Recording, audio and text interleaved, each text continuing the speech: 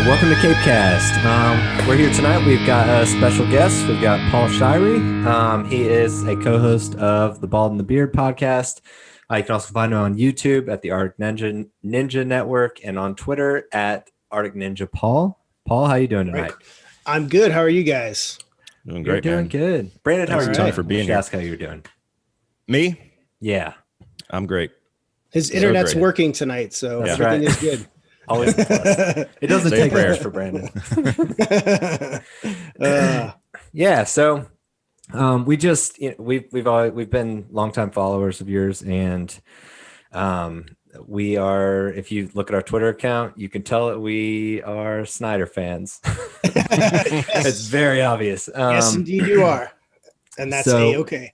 We wanted to get you on just because I know that you're like-minded in that regard, and we've had some kind of conversations on Twitter recently about, Birds of Prey and Wonder Woman 84 and different directions DC's gone with stuff. So we just kind of wanted to have a little roundtable here and talk about the stuff we love that DC's done recently, the stuff that we feel like there's been missteps towards. And, also probably talk a little bit about the future with their multiverse concept and that kind of thing. Yeah. We're down with it. So let's dive right in. Man of Steel, BVS, you can kind of lump those together. You want to go ahead and kind of give your overarching opinion of what you think of those movies?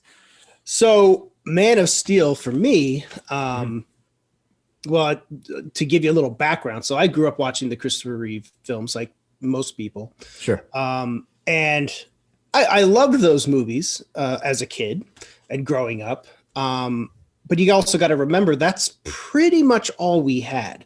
So I grew up when there was a barren desert where compared to what we have now in terms of superhero films.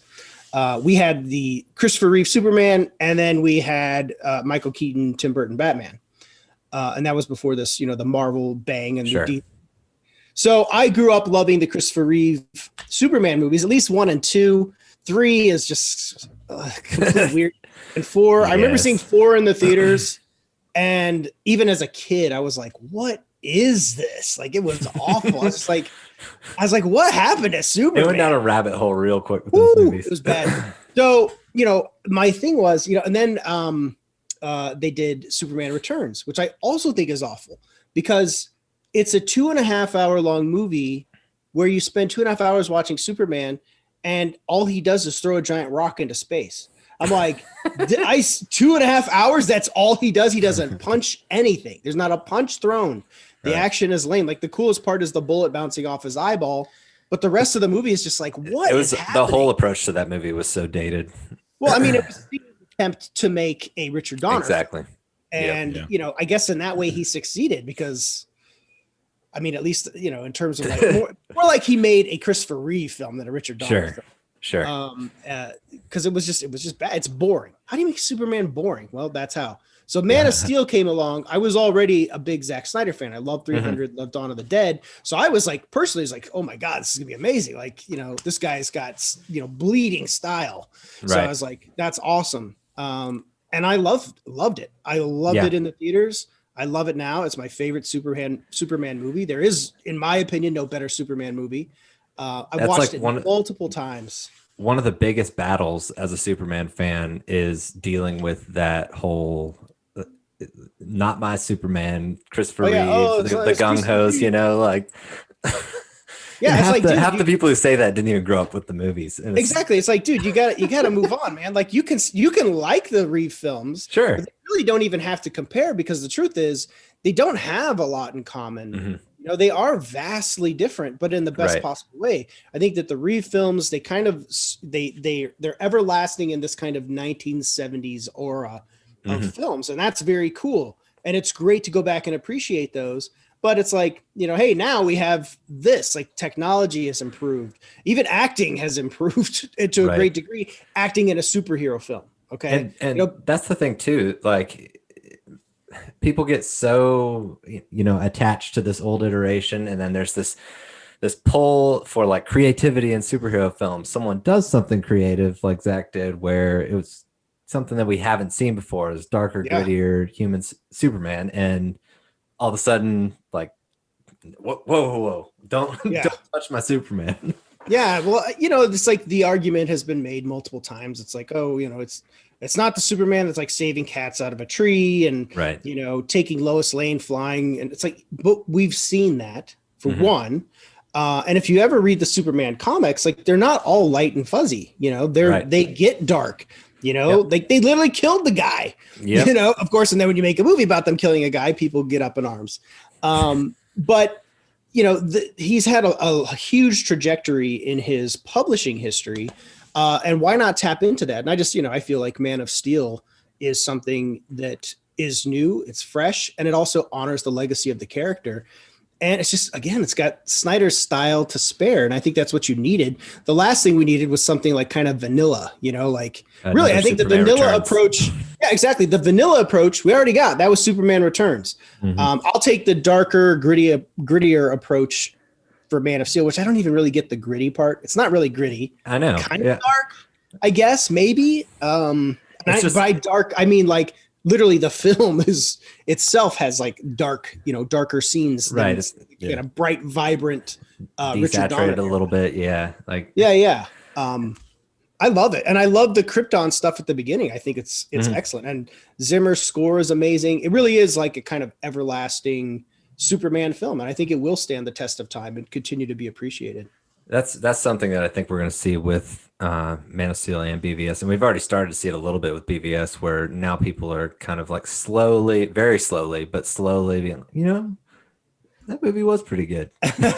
Well, I had to come around to BVS. I saw BVS in the theater. I didn't love it. I left the theater and I was like, but I didn't hate it either. I walked out like just perplexed. I'm like, what? Like, sure. I don't think I was prepared for what Snyder was trying to do with that film and what he was trying the tale he was trying to tell in a longer format. And so for me, like walking out of BVS, I think my expectations were a little different. So like I went in thinking, oh, it's gonna be Batman, it's gonna be Superman, they're gonna be fighting, and it's like, and that did happen. But I didn't anticipate the places that he went in the story. I didn't anticipate some of the truly darker, grittier stuff. But at the same time, I was very, very excited about some of the groundwork that he laid. I really liked the Nightmare stuff. I thought the Flash coming back to talk to Bruce Wayne, he's like, am I too soon? I thought I was just like, God, the possibilities here. Oh, I know. And then the fact that we have a dead Robin. I remember that from seeing the trailer at Comic-Con. And I was like, that was the first thing that struck me from the trailer. I was like, holy crap. We are in a universe where a Robin is already dead. This is awesome. Like, I don't have to go through another freaking origin crap. Like there's like history that's already exists. I just thought that was an amazing, awesome move for Snyder to make. When you watch these movies, it's like, it's honestly like you're ripping out a comic book page and throwing it on screen. And that's what I think people like. People want that, but they don't want that because I guess they don't know what that is. Like the argument about the destruction and stuff in Metropolis. I'm like, the destruction argument is just such a sad argument. And I think it's made by people that really don't understand the concept of comics at all. And I mean comics in the literal sense, like the actual physical comics. If you go to a comic shop right now and you walk down that aisle, every other book that you were to touch and open, a city is being destroyed. Right. It's on a weekly basis. Okay. Right. In all reality, if that were happening in actual reality, we would just all be dead.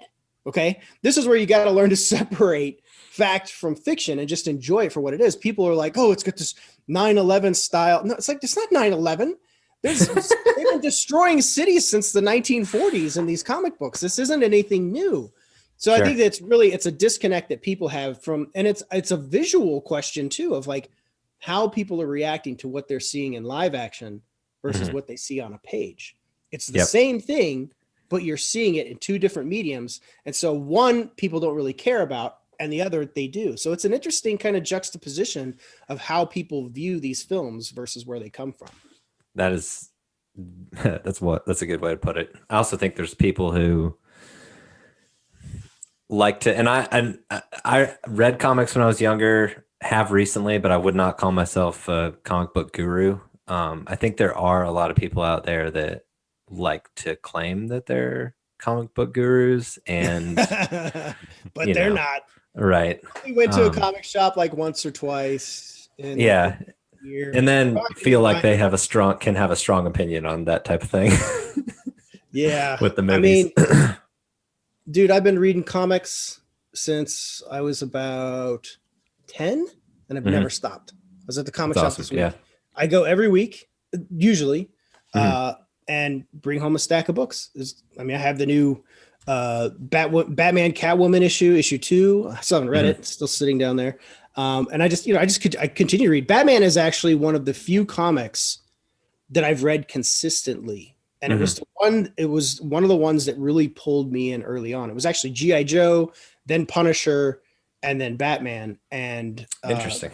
Yeah. Those books have held my attention. Well, mostly Punisher and Batman, but Batman's just been consistently a great comic. Even when it's not that great, it's still great. It's weird. There's just something about Batman as a character that just continues to pull me back. And I've stuck with the books and I love them. He's a fascinating character. It's weird.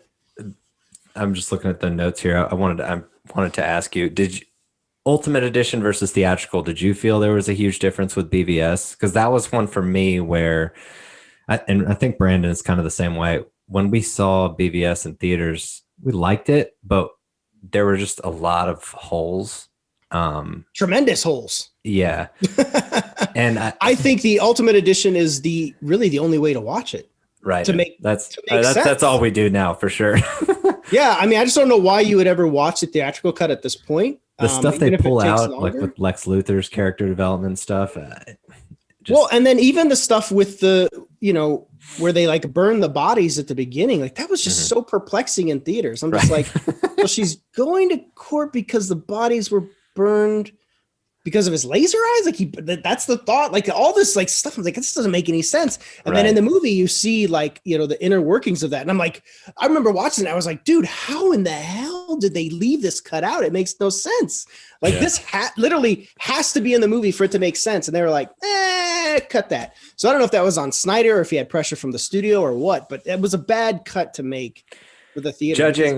Judging by the length of the Snyder Cut coming out, my bet would be that it was a studio call on that one. Yeah, they're like, it's not going to be 3 hours. Zach. Right. Because now, the highest grossing movie in the world is a 3-hour superhero movie. So, right. And I think that's a thing too, where, with the Snyder Cut being 4 hours long, I think that's why they don't even really flinch at something like that. Cause they're like, well, Avengers Endgame is, over 3 hours. Look what we got. We got 4 hours of Justice League. So, right. It's hard to complain about that, really. I think it felt like they, initially HBO Max, in addition to just putting this thing out, they were looking for content. And so they were like, yeah, you got 4 hours. Awesome. They can spread that amongst 4 episodes. But then when they made that WB deal, it's like, all right, well, we don't really need to have this as much anymore as far as, stringing people along. And there's so much more to compete with now as well. So, and I guess recently they've kind of said that this could be just like a contractual thing as far as having to pay the actors more if they're episodic per episode type thing. And so I think it is. And I think I speculated on that before. I think, ultimately you're talking about a lot of A-list talent here, and you're talking about a lot of different contracts. And, there's a lot of stipulations in contracts from one to the other. And, ultimately they've all got to kind of line up, and you're talking about how are you paying people back ends and how are they getting, it's all down the profit sharing really. And that ultimately creates a mess but it says here in everybody's contract, if it's a film, then it's, this way across the board. So that's my guess. I don't know that, but that is my guess that's probably what happened is they're like, dude, it's just easier to do it this way. And it's less expensive. Sure. So I think that's probably why. It makes sense. I mean, for us, we were like, listen, we're totally cool with it being a 4-hour movie. We're going to watch it. We were just thinking like how, as far as casual audiences, how, appealing is a 4-hour movie that unless they have this in their marketing, they have some education process as far as making people, want to care about this movie. we were just worried about, only Snyder cultist fans like we are, so to speak, want to check this thing out, because it's a little daunting seeing a 4-hour runtime for, It is. But, I think in this new COVID era of watching movies, people have become very friendly with the pause button, able to go. It's true. Able to go to the bathroom, able to go get snacks, able to take a break. And then if they're enjoying something, to have a 4-hour binge. I mean, if you think about it, how many of us have like sat down? I watched Cobra Kai season 3 in a day. I blitzed through that, and I did it throughout the day. I didn't do it all in one sitting. I did like 2 or 3 episodes, and I had to go do some work, and then I came back to it. Yeah. I mean, I'll probably have to do something like that for Snyder Cut too. I don't know that I'll have a 4-hour window to do the whole thing all in one shot, but that also just keeps me excited to come back later. I'm like, oh man, I'm like, I'm right in the middle of this part. I guess it's just that is interesting though. It's just like the one title thing that throws people. I think it's some sort of mentality that, I mean, episodically it's all right. Well, these are little bite-sized things. I'll finish this. And then it does the autoplay. It's like, I'll watch one more. But as far as like, for me, like for instance, I think I brought this up before, but with like The Irishman, it's 3.5-hour movie. I was like, I gotta, when am I going to have time? Cause I didn't want to break it up. I wanted to watch it, front to all back. in one shot. Yeah. And, it took me forever just to make time to do it. And, but I hope that the mentality for the majorative is like you're saying. I hope that it's not, it doesn't scare them away, and that. There is going to be some of that though. You got to. I mean, you'll have to accept that there's going to be quite a few people that don't. I mean, how many people do you know outside of like movie geeks that even know a director's name outside of Steven Spielberg or Spike Lee? Right? It's true. Yeah. Like they're like, who's Zack? What? Who's Zack Snyder Cut? Mm-hmm. It is still kind of a fanboyish thing, but here's this is the silver lining of all of that. And I think a lot of people get upset. It's like, but we want more. It's like, bro, you're getting a 4-hour director's cut of Justice League. Right. Just calm down. I know you want 20 more, but why don't you just stop for a second and appreciate the true, seriously, miracle that this is happening. So maybe, just maybe, the Zack Snyder Justice League is unequivocally a fan service movie. We need to be okay with that because it's a beautiful thing that everybody's getting, and it doesn't happen. It's not happen all the time. Okay. I can't even think of an instance. And I've been outspoken about the Snyder Cut stuff from the beginning. And this was when I was traveling, doing all the movie junket stuff and going all over the place and talking to other people and hearing things here and there and all this other stuff, and I was like, man, like even then I still didn't really know what the hell was going on with all of that. But it's like, I never anticipated, based on what I knew, that we would see the Snyder Cut see the light of day anytime soon. I did have hope. I was like, maybe in like 10, 15, 20 years, but the way that's exactly where my head was. Yeah, it's like the way Warner Brothers is going, they're going away from the Snyder Cut stuff, and it seems like they're done with him. So there's people that still, I know you had mentioned we were going to talk about kind of the cultist people that are like still come at me on Twitter, like, look at this tweet that you said 3 years ago. I'm like, 3 years ago. That's exactly what I thought. How do you have the time to dig that up is the question. Yeah, like seriously, like the people that dude, I've gone through people's Twitter feeds before and I can't get very far. I'm just like, dude, what am I doing with my life? This is dumb. Like people that can find a tweet of mine from 4 years ago, bro, good for you. Like keep finding them, keep digging, have fun. But they unearth these things like, look at this where you said this. And then they forget about the context of that. Where I'm like, yeah, I said that when I was arguing with one of you idiots. And it's part of a broader conversation where I said that. And they're like, I'm like, okay, whatever. But bottom line is maybe, just maybe the Zack Snyder Cut is just a gift. It's a gift to fans. And I think that everybody should just appreciate it. We shouldn't worry so much about what general audiences are going to think because really, who cares? Like we're going to see it and maybe they'll like it. Maybe they won't. For a fact you're going to have journalists and bloggers that just hate Snyder already written them off for sure. And they probably, I bet you that plenty of them already got it pre-filed, Yeah. Pre-filed review. It's already blah, blah, blah, blah, blah. And they're like, I'll just fill in a few things after I see it. And then there's going to be people that will be surprised and be like, wow, this is amazing. Right. And then you may find people that are super pumped and excited like we are that may watch it and be like, I didn't love it. What happened? It could be something. I do like to think that maybe, just maybe, over the last few years, because the superhero movie landscape really has changed. And I know like Logan came out right before JL, but same kind of production time. Joker, like there's been stuff that has come out that has been well received. That's a little bit not Snyder's sensibilities, but like not Thor 2 or whatever. Pick your Marvel movie that was middle of the road. And that's not, I love Marvel movies too, so I'm not knocking them. I'm just saying the Snyder stuff is very different from anything that Marvel does, the universe he was trying to build. And that all said, I did want to ask you, you're kind of talking about when you've been on the road and whatnot. You mentioned in your episode recently when you visited the Army of the Dead set recently, had the opportunity to speak with him. I don't know how much you can say or if you are able to say anything about that conversation. I'm just curious. I can. I just the conversation we had. So, gosh, what was it? It's 2 years ago now. It's so crazy. Just about 2 years. It's pretty crazy. Yeah, like wild. So I know it was through Netflix. Yeah. So it's through Netflix because it's a Netflix movie, and it was a Netflix movie. It was always a Netflix funded movie. So I went to the set in Atlantic City, and I was with a bunch of other journalists. I was with Sean O'Connell as well. Nice. It's so funny. Like it was that day, like I walked up to him and I used to tease him all the time about that. Cause I had no idea early on that Sean was such a Snyder Cut-ophile. And but I felt like I wore my Zack Snyder shirt to the set, to the Army of the Dead set with the zombie and the Superman and Batman image. You guys know what I'm talking about. Yep. So I wore that there and I saw that one. There we go. I got the same one. There's a name for it though, and I always forget. Isn't there a name that they call it, or there's like?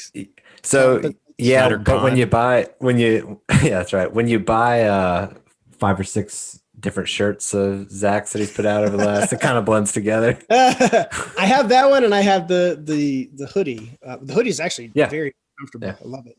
But anyways, I remember I walked up to Sean, and I just walked up to him, and I did like a Hail Hydra thing, and I just walked up to him, and I leaned up to Sean's ear after I shook his hand, and I was like, "Release the Snyder Cut." It was like that was our little Hail Hydra thing that we did. That's great. That was pretty funny. Nice. But anyways, we got on set, and we saw Zach directing. We talked to a bunch of cast members, and then Zach came and sat down with us at lunch, which I thought was really cool. First, Deborah came and talked to us. Talked to her for a while, and she's just sitting there, just chatting with us while we're eating. And then Zach comes over with his food. And he sits down. He's like, "Hey guys," he's like super chill. Like, I mean, if you've seen Zach, he's very like laid back, and he just starts eating and just chatting with us. And all of us, if you're ever in the blog scene, just like you're immediately throwing your recording devices. Gotta make sure I get every salad crunch from Zack Snyder. So I can't talk about any of the Army of the Dead stuff, sure, because that's under embargo. But in terms of what he said while we were there, I don't think that matters, and I don't think Netflix will be upset because it doesn't affect the Army of the Dead anything. But ultimately, the question of the Snyder Cut was asked, and this to me was where things changed for me in terms of my perspective on it, because my feeling at that time was that Zach had moved on, that he was probably a little upset because he had shared stuff on Vero in regards to different stuff from the movie, and it seemed like he was kind of, I don't want to say teasing fans or leading them on per se, but it just seemed like he was keeping some kind of hope alive. Yeah. And we were all very curious about, what his feelings were. And, ultimately he expressed that, he was actually very grateful to the fans. He was grateful for the money that they had raised for suicide awareness, and that he was deeply touched by it. He was actually very deeply touched by the care, the concern, and the desire that fans had for that. And they, he said, ultimately he didn't want people to lose hope for something like the Snyder Cut. Like, who was he to like basically, tell people not to feel Sure. that. So, tell you what, That's cool. I actually have it transcribed, so let me bring it up real quick. That's one thing that is very apparent when you listen to his interviews. He just seems like a very down to earth dude. Yeah, no, he really is, and he's just a super, really just cool guy. I had a lot of respect for him before, and I just had even more after that set visit. Mm-hmm. So I'll give you guys some stuff here. I'll give you guys some exclusive stuff. Sweet. So this is what Zack said. So he said, "Look, this is how I feel about it. Of course, I want everyone like, look, I made this movie. Let's talk about it. That's what I want. Yes, there's this new thing I made. 100% I feel that way. But I will say that I don't really separate. The work to me is sort of a singular thing, and sort of the process is a singular thing. Is there a relationship between this movie and my other films? Of course there is. And like in the filmography, is there a whole regarding Justice League? Yeah, there is. That's just a fact. And so to have a conversation that fans and or people who are interested in cinema and stuff be interested in what that is, I don't know that there's a time limit on that sort of interest. I sort of see them as two different things. I kind of feel like anyone who's interested in this movie, whatever that movie was supposed to be, and then what I'm doing now, those things aren't mutually exclusive. I'm pretty sure that someone who's interested in that will go see this movie, Army of the Dead. I don't think there's a lot of people who are like, no, I just want to know about Justice League and that's it. And I don't care what else he does. I don't think that's a thing. So I guess for me, I find that the people who are supportive of supportive of that aspect of whatever Justice League they're interested in, and the movie we're making now, I feel like the relationship is only that I made a movie and now I'm making another movie. And so someone that's a fan of that, there's a lot in this movie that they can get into and think is cool, but I don't think it diminishes and is not meant to diminish their interest in, hang on, it's quite a bit. Let's put it this way. I think a lot of people in fandom have sacrificed a lot as far as maintaining their interest in that movie. And I don't want to like not honor the commitment that people have to that and the interest they have in that, because I find it just personally as a filmmaker and as an artist, whatever, like incredibly cool. And it makes me happy that there's that much caring about a thing that they don't even know what it is. So I find that really awesome. So do I want to drag those people forward with me into the future? Of course. So that's just a little, that's cool. Yeah. That's a little piece from that interview that's just related directly to the Snyder Cut. I know it sounds a little jumbled. That's how you record people talking. So that's kind of thought goes here and there.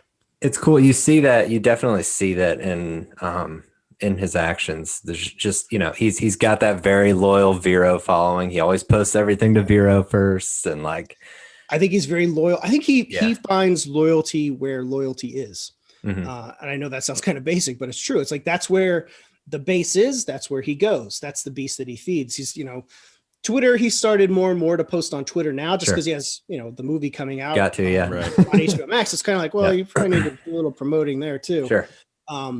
But he seems definitely to be a guy that's in tune with loyalty. And I think that it makes sense too. Like, why wouldn't you be? Because you've had a lot of people that have backstabbed him. You've had a lot of people that have talked smack. So it's a good point. Again, it's like, it's like what I was saying earlier before we started the show about, voicing some of your political leanings. It's a risk, so you have to decide what you're going to put out, what you're not, and where you're going to put it. But Zack is, definitely somebody that, he wants his view out there for all to kind of absorb, but he wants to do it by his own rules. So. And it's also not just the fans either. You see it with the actors he works with as well. To a T, everybody. Loyalty. You really do. And like, there was, a discussion like, oh, Henry Cavill's like, he doesn't care because he's like not retweeting, doing all this other stuff. And who shows up at the announcement of the Snyder Cut? But Henry Cavill. So, it's a Man of Steel rewatch. So, boom to that little theory.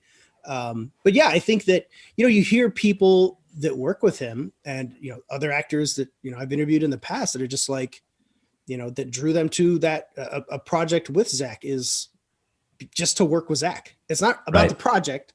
It wasn't like, oh, the script was amazing. Although that's always kind of a gimme kind of response from actors. They're like, oh, the script was amazing, and this and that. So, but everybody, they all want to work with Zack. Like, you tend to get this feeling from a lot of different bloggers, which isn't to say all, because there's a lot of bloggers out there that love Zack Snyder, or love his work.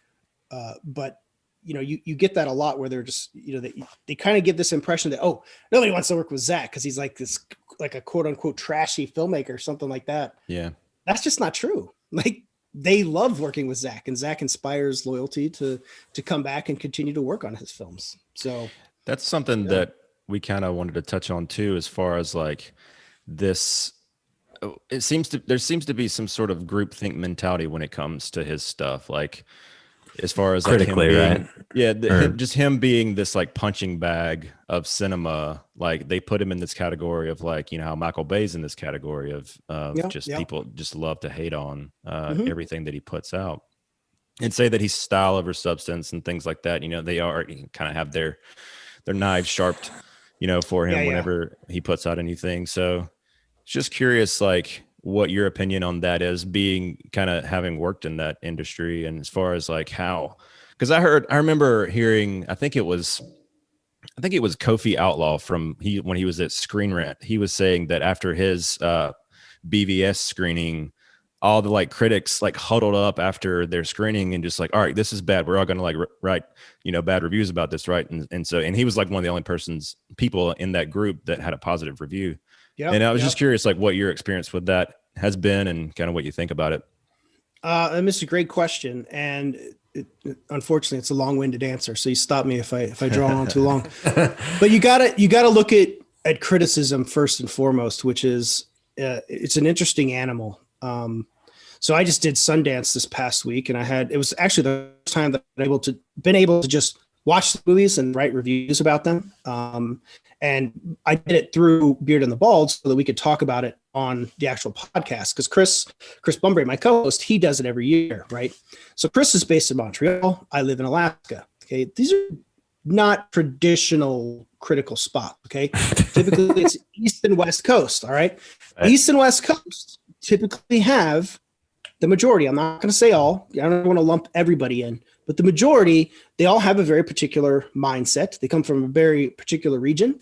And those regions, they also are colored by a specific political color. And that also influences it. I'm not trying to like paint people again on a political spectrum, but those are the facts. Those are those areas. Okay. That's what they're predominantly run by. So you end up getting people of that mindset in these places. Okay. Mm-hmm. So Zack's films have traditionally been, a bit challenging on that side because, he does do things in his films that, I think a lot of other filmmakers would flinch at. Right down to Watchmen, down to BVS. Mm-hmm. I mean, BVS, there's a lot of stuff going on in BVS that's like, whoa. Right. I mean, you look at like the Capitol building, he blows the Capitol building up, Right. Well, not the whole thing, but you know what I'm saying? Sure. Like, yeah. You're talking about things and then, you look at like what happened January 6th, it's kind of like, oh man, there's some imagery here that's like suddenly colliding.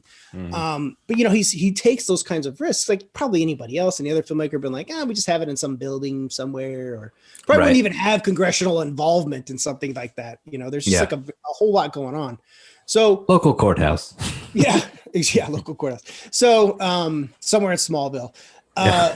Where the flyover states, we can burn those down. But I think ultimately what ends up happening is you get a very specific mindset that is reviewing these films. Now, again, that's not me accounting for every single critic out there, but majority, yes. And they're going to view his movies through a very specific lens. Okay. Mm-hmm. And so that ends up happening is you get, very specific viewpoints hitting on this. I think that when you find critics, and this is something I've always kind of harped on, especially on Twitter, is like, you need to find people, not that just think the way that you do, but kind of feel and look at things and have a perspective that you can relate to. Right. You don't want to surrounding yourself in an echo chamber is the worst thing you could do this day and age, but you do still want to pull people that are like minded. Otherwise you're just constantly clashing. That's pretty much what we're doing on this podcast right now. So yeah, exactly. But you that's like for my podcast, Beer in the Ball, like my co-host Chris he comes from a different background, different place, totally different country. And it's great because we're able to hear each other out. We have arguments, we have disagreements, and then we have lots of things we agree on. And it's a good conversational thing, right? No doubt. But you do want to, but we still have more like-minded stuff than we do, averse, right? Like we're not two guys that are just like, I hate you. No, I hate you. It's let's go record a podcast. It's like that movie sucks. No, you suck. Like, all right. But when we do like this movie, right? Like, yeah, we do. All right. We're boys. Boom. So like that stuff can work, that works out. But I guess ultimately what I'm saying is, from a critical perspective, critics, they come from all different places, and the places they come from, the lives they've led, the things they've seen, the things they've done, the things they've been exposed to, the beliefs that have been infused in them, me included. Okay. I'm not free of this. We're all products of our environment, our upbringing, everything. And that creates how we view art. Right. So, and I think that, viewing Zack's art comes from, you're going to look on it a little more favorably or less favorably, depending on where you come from. And that doesn't mean you have to be painted any certain color or come from any specific background in order to enjoy it, but it does require a bit more from you. And I just think that a lot of critics will look at it that way and just like, oh, what is this? What is this crap? It's not the standard issue stuff.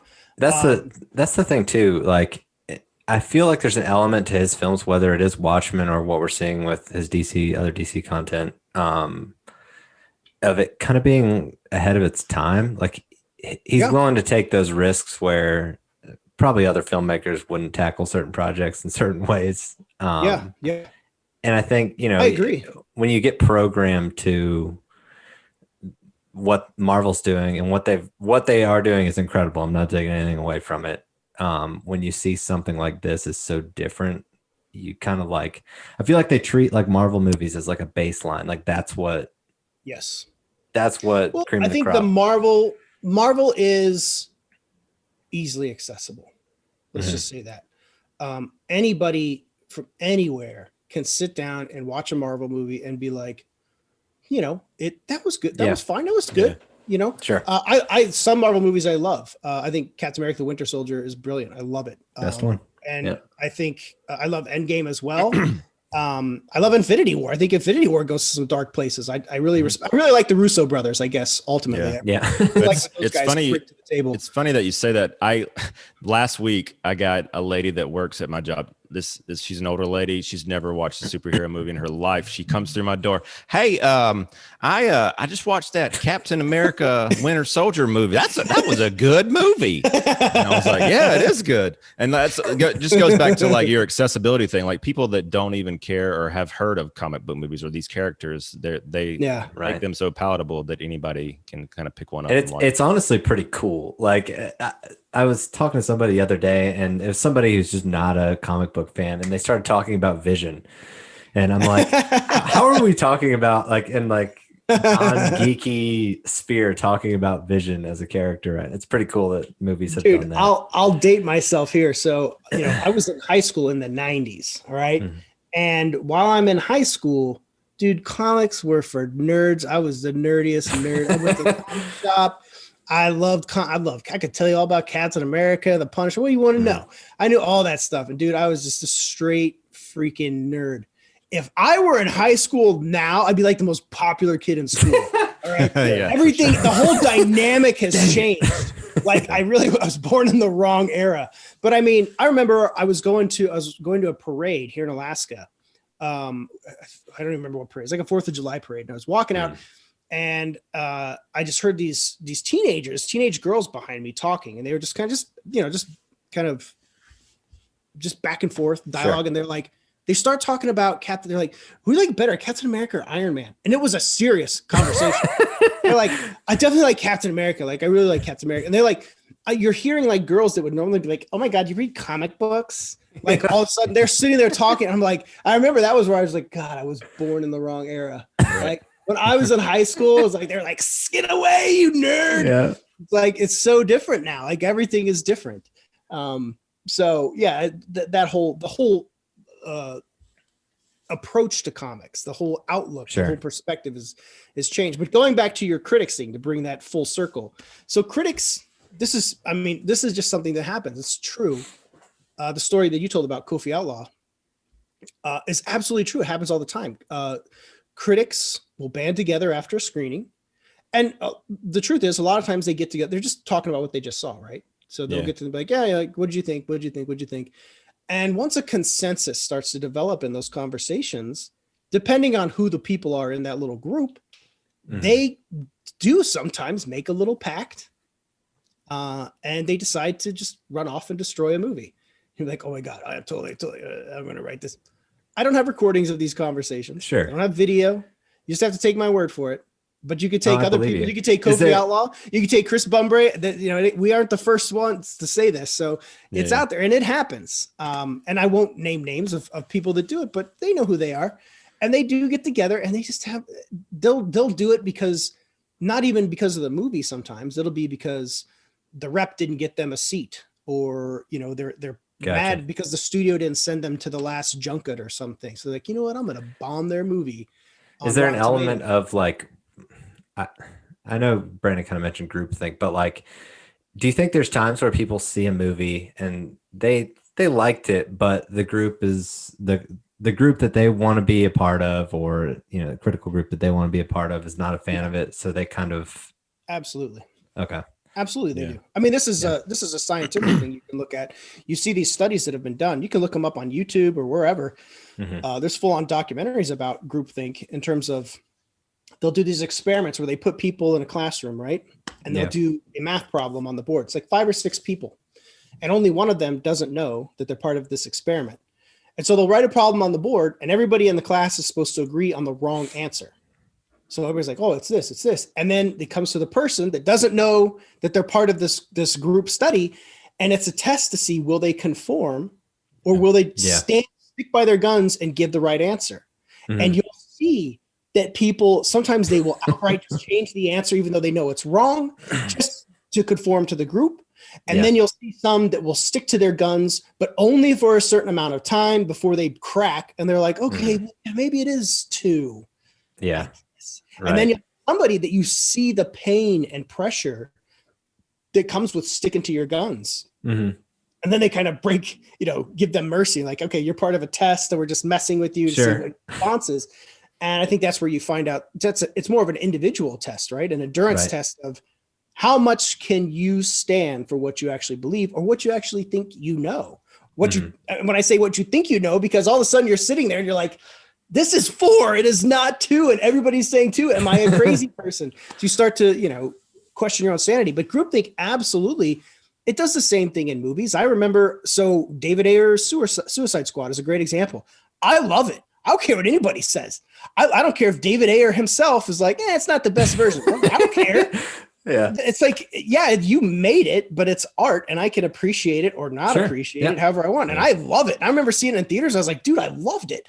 And I came out and I was like, I got on Twitter and I was like, man, I love Suicide Squad. And I saw people saying, man, it's caca, it's awful, it's crap. And I was like, really? And then I saw people that I know that were like, man, I kind of loved it. And then I saw the people that were saying that they liked it. I saw them start to walk it back to the point that they will never say that they like Suicide Squad, either just for pure reasons or because they simply don't want to, bring up any issue that's going to get them lit up on Twitter. Cause you guys know that happens. So you see that happen. So it's one of those things that, either you choose to stick with it or you don't. And for me, I'll die on that hill. I love Suicide Squad. When I watched, I was like, dude, this is literally like a comic book come to life. They literally took panels and covers and put them in this movie. And I know, I get that it wasn't everybody's cup of tea, but dude, I dug, and I would love to see the Ayer cut for that matter. I know I'm a little higher than Brandon is on Suicide Squad, the theatrical version. I know you are an Ayer cut guy, Brandon. Now you want to see I just want to see. I want to see what that initial like San Diego Comic-Con trailer was. I started a joke song. That one. That tone is what I wanted to see and ended up not getting. Yeah. And I would honestly, I'd love to see what he did. I'd love to see that original cut. Yeah, I mean, he was honestly the first person to be affected. We've already talked about Snyder Cut stuff, but as far as like, he was the first person that got his movie chopped up and tinkered with drastically because of BBS reactions. Yep. Direct result. Yeah. Well, which is crap. It never should have happened. But oh yeah, for sure. Hopefully, I mean, I'd love to see it. He's definitely been teasing it a lot. It'd be cool if he could, if they could. I think a lot will rest on how Snyder Cut does. Will depend on that. Yeah, no doubt. That is very true.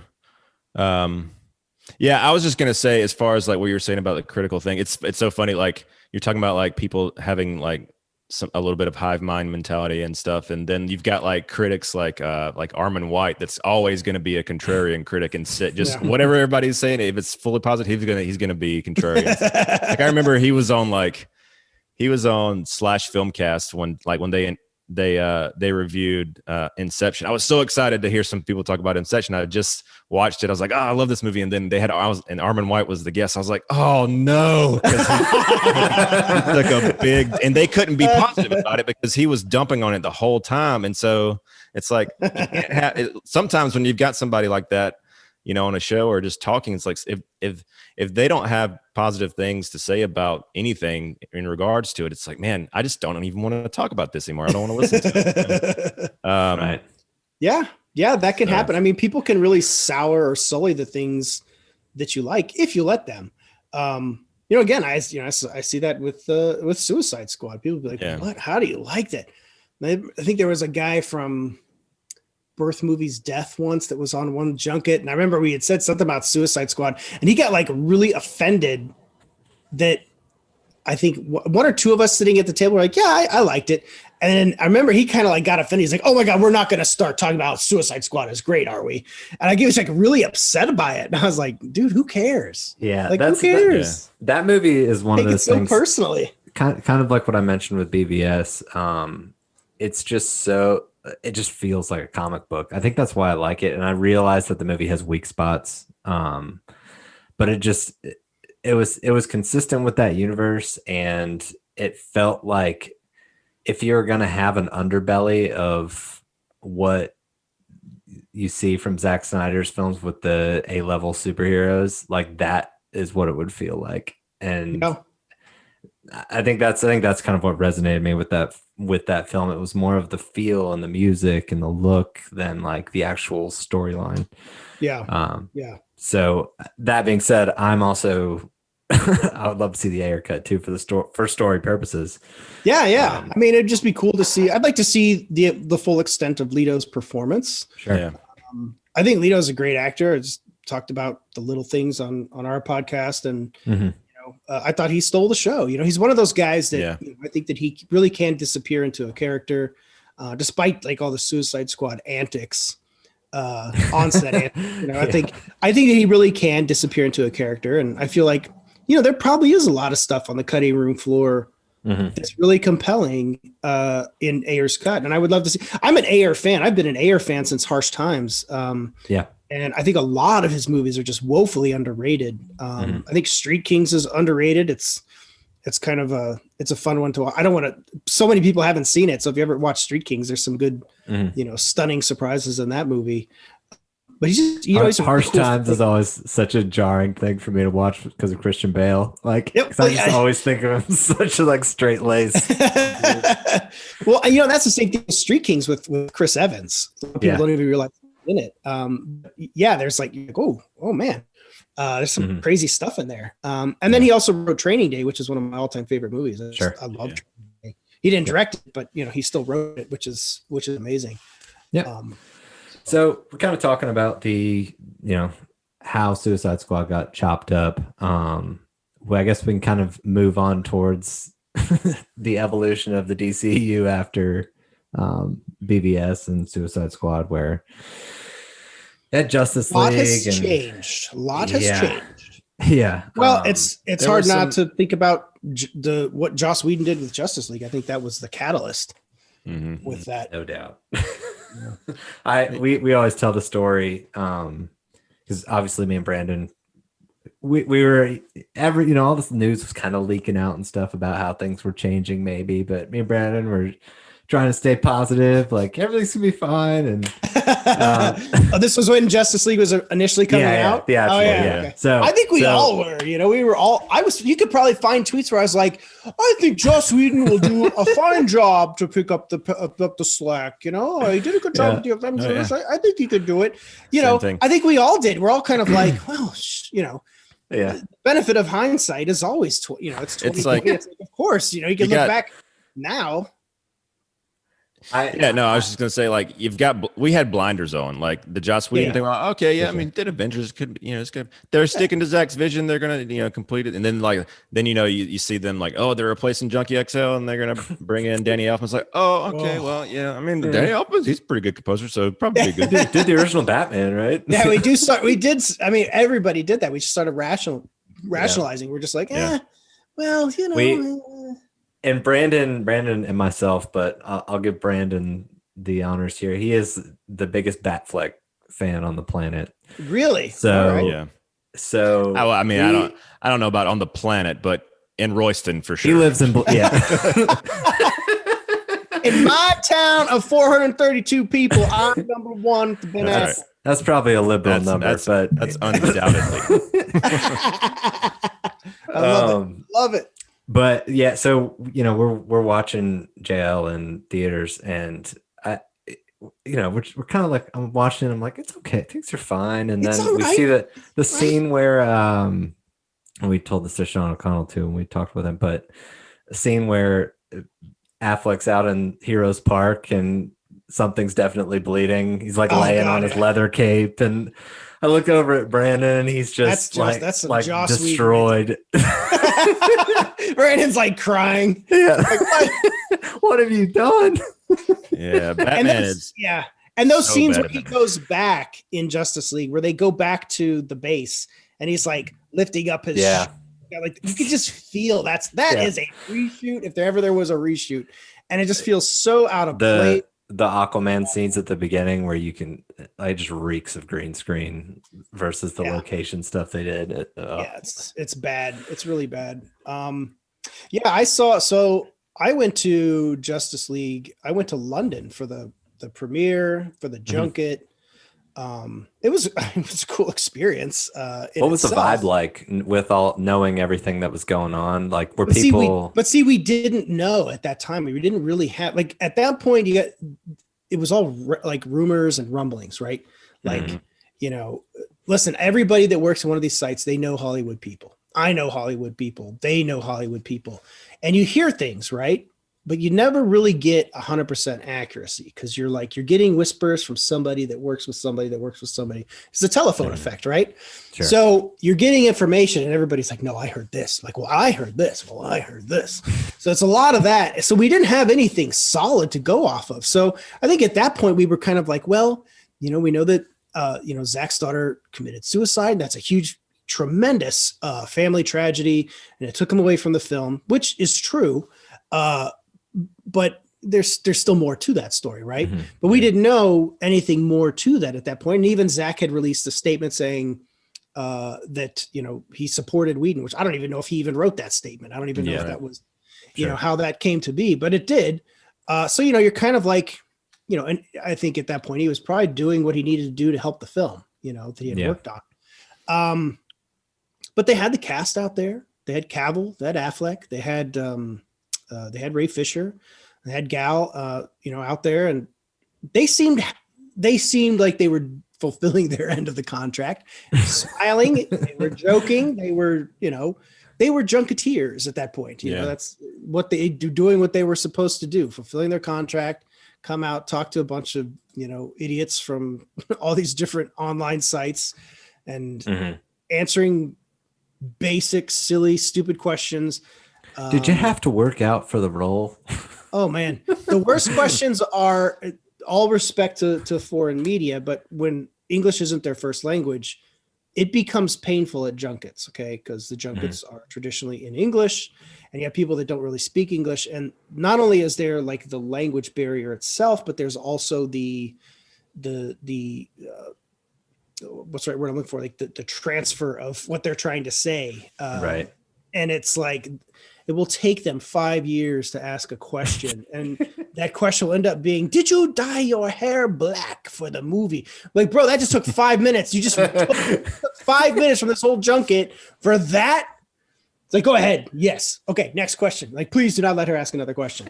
But I mean, that happens all the time at these junkets, you know, and that's just, you know, it's just par for the course, really. When you have an international junket, that's going to happen. Right. But everybody seemed excited. I was, you know, I thought this, hey, this is cool. I'm at a Justice League premiere. Like, that's pretty awesome. I was thankful and grateful that Warner Brothers, you know, would fly me out to do that. And I had watched the movie. I watched it in LA. And then I flew to London for the junket. Were you part of that group of people that went to the set as far as the set visit? No, but Chris Bumbray did. Chris Bumbray went to the set. Gotcha. Okay, so yeah, I remember him saying that on your podcast. Yeah, he has his own stories for that one. And they invited him directly. So when he was invited, because Chris gave a favorable review to BVS, and this was when Zach and Debbie were kind of apparently trying to handpick journalists that they wanted to come to the set.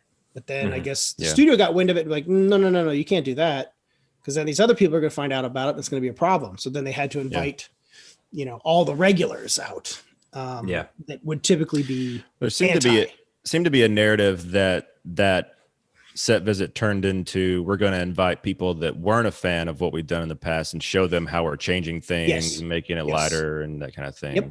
That's exactly how it started to shape up. Was people that hated BVS came out to say, oh, it's going to be nicer. It's going to be lighter.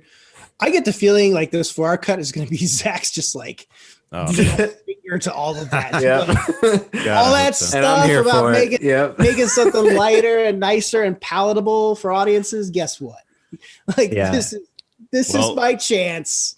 We know now that it's going to be rated R. I mean, he's hinted at such, but you know, it came out this week. It's going to be rated R, so that's a good sign towards promising. Just you know. And the truth is, it probably doesn't even need to be rated R. You know, it's one of those things. The rating system in the United States is a mess. It's completely inconsistent. It's like COVID restrictions across the United States, like from state to state, town to town, city to city. There's no consistency. It's all a disaster. Right. You know, it's a mess. And the rating system is the same way. They're like, well, there is one F-bomb. So R, there's two F-bombs, R. And you're like, really? Come on. Like, well, you do have a human being die. They dissipate, you know, into thin air.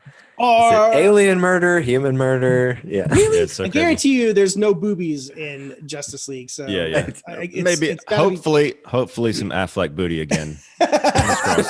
Maybe you get some Affleck. I mean, hopefully it'd be better shot than stuff. And Affleck's in pretty damn good shape these days too. So that's what looks like he's we were saying a lot better for something. We were talking earlier about the Nightmare still that he released on Vero yesterday. Yeah. And it being a new shot, you know, he revealed that it was a new shot from the pickups that they just completed. And I was like, I wonder, because Affleck looks smaller now than he did during BVS. Is he gonna be like pulling his pants up in the scene? Like, is his cow gonna be like having like this room? Well, and the shot too is from behind. So I mean, sadly, I hate to break Brandon's bubble here, but it is possible it's not Affleck. It's probably Richard Citrone. Yeah, no, I know. I know. And there's probably quite a bit. I know. I hate to do that, but it's probably true. It's okay. But I would not be surprised, you know, that we see quite a bit more than we're ready for, which is again a great thing. You know, like I fully expect there to be some surprises. Well, yeah, I mean, and as far as the rating thing, I don't expect it to be like a hard R type film. I think it's one of those things where just like BVS is rated R, just like The Hobbit, Battle of the Five Armies is rated R, like the actual extended cut. Things like that, where like they weren't trying. We're not going to try and edit this down to make it PG-13. If it gets an R, it gets an R. We're putting this out on HBO Max. Yeah, Ultimate Edition is R. Ultimate Edition is R too. Yeah, and I think, you know, ultimately you're gonna run into that anytime you do kind of a director's cut, because you're not being asked to take out, you know, these things here and there. I don't know why they didn't just give it an NR. It could have just been not rated. That's true. That's a good point. Yeah, and I think that would have been fine. It's like, but I think, you know, maybe there's probably some contractual things, like we're gonna have to put a rating in there. So, Yeah. well, we got two maybe. F-bombs. Well, it's an R. So there it is. Yeah. So I don't think it's have gonna one. be hard, though. I do kind of want to talk about we've talked on Twitter a little bit about getting into studio meddling and whatnot. Birds of Prey and Wonder Woman 84 and kind of that it's kind of like full tilt transition. Suicide Squad, Justice Leagues were kind of these like half breed things, and then production Even, kind of caught up. I mean, even to like not to as much of an extent. I know that you were a big fan of Aquaman, Paul. We had issues. Aquaman. I love it too, except for like the humor elements. It's like, there's definitely some cheesy, like silly stuff in Aquaman, and I think there's some awkward stuff, like the whole the scene where they go to the Italian village, which I was actually rose on petals. Set. Yeah, the rose petals and like the I send that. I send that to Brandon all the time. That's a gift I send to Brandon. It's so silly and kind of grating, but but bottom line is Aquaman makes up for any of that with its action. Oh man, I would say Aquaman 100%. Is insane, and that's all attributed to Wan. Like James Wan, like he's just like, dude, if I'm making a superhero movie, I'm making a superhero movie. Right. One of my favorite animated is Throne of Atlantis, and when I was watching that movie, I was like, this is like the live action version of that film, and it's amazing. The costume design is perfect. It's just the action's perfect. There's some really silly, cringy moments in it, but man, they're so minuscule that I easily get over them. I mean, it's just, I have Aquaman posted right over my shoulder there. And like, let's be honest, if there is a character that you can get away with kind of being a little goofy with, probably the character that people make fun of for being goofy is probably the one you'd want to do it with. And Momoa, I think he's great in the role. I think that he really is just like he can get away with some of that cheesy humor just by like his presence and everything. I think lends a lot of credibility to that. So I think comedy, that really helps. But yeah, I absolutely love Aquaman. As long as Wan is involved. And I'll tell you what, Aquaman is a great one to rewatch at home because of the IMAX aspect ratio that it was shot in. Like watching the end and watching it fill your entire screen without loss is amazing. Like anytime I watch it, I'm like, damn, this looks great. Oh, it looks fantastic. I just put in a new projector here, and like as I was setting it up, as I was going through, all these iterations of how I was setting things up, my go-to scene was the throne room scene with Orm and Aquaman. Like that was just like my baseline for There's so many great scenes. There's so much, just the action alone. I was just like, this is like on kind of like an Avengers or Russo brothers level of action. Where they like really just go for it, and you just feel that kinetic energy from start to finish. Yeah, that's what I love about it. I mean, it feels like they're like, we're only going to get one shot at making this movie. So let's yeah. Bring on the seahorses. Well, and I remember I was at CiNEMACHiNE and James Wan came out. This was before the movie came out. And he's like, we have a trailer and I'm going to show it to you. The effects aren't finished. And just don't judge it off of that. And he was like super like nervous to even show anything. And they showed the trailer, but with all the previs stuff in there. And I was just like seeing that. I was like, wow, they really, and like you're seeing like the 3D animated like sharks and stuff, but fully rendered and everything. And then you're seeing actual footage and temp score and everything. But it was like, wow, this is a truly early peak. But if they're going to accomplish half of this, this is going to be amazing. And they did. Like credit to Juan, man. To my opinion, he knocked it out of the park. Visuals so I'm totally pumped for spectacular. Yeah, and that just makes me more excited for the sequel. Which sequels are tough, man. Sequels are tough. That's kind of my hope for. I feel like the like shoehorned humor, cheesy stuff was a product of them also trying to compete with that Marvel side of things. Yeah. Like we got into so much trouble with other films, but not to a great extent in Aquaman. I feel like Juan was able to retain enough of his own creative vision that kind of overcame, for me at least, it kind of overcame all the negative things I had to say about it. But I mean, as far as like Ryan, you were talking about like their kind of move into what I guess would be the Hamada phase with like Birds of Prey, Shazam, A lot of lower budget, movies that were aimed to just be low budget, make a big profit, kind of like Hamada had done with New Line. And that's kind of seemed to be what they kind of brought him in to do. Let's dig into Birds of Prey here, because I really don't have anything negative to say about Shazam. It's it's a fun little movie. I treat that character as such its own thing. And I love the movie. It's a great. I mean, it's such a harmless, fun movie. I can't really imagine anybody being vehemently against it. It is. It is the only.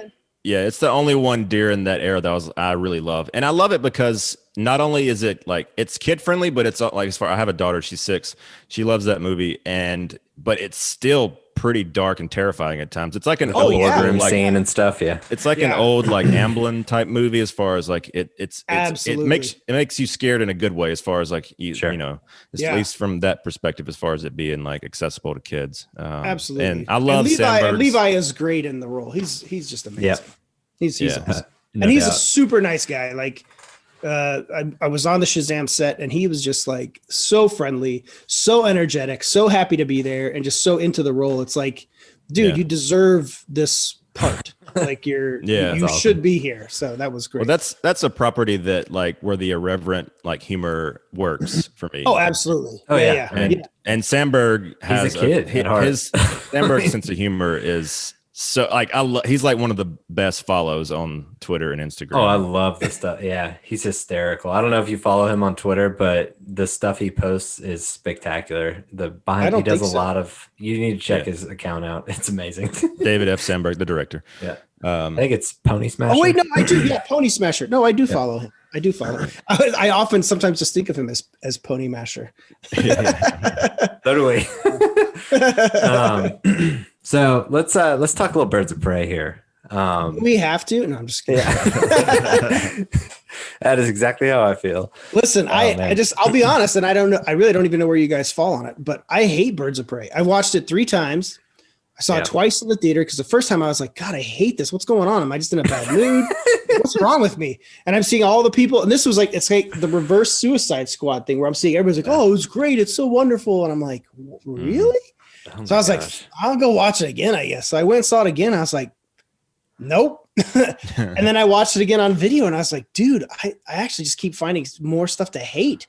For the life of me, I cannot understand the merit that people see in that film. Dude, it's not even neutral. It's a reverent, this is, and people are like, oh my God, I just love it. And I'm like, so you love boring, non-action crap, contrived relationships? You cannot rip Harley Quinn away from the Joker in a way that is where she just I'll have nothing to do with this character and she's have her be as compelling linked to him.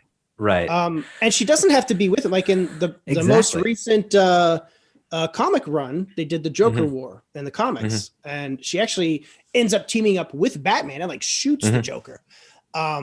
And it's actually a very complex story, but it's not something where she's just I'm just out of the gang doing my thing now. It's more I gotta take this guy down now in order to I can't just walk away.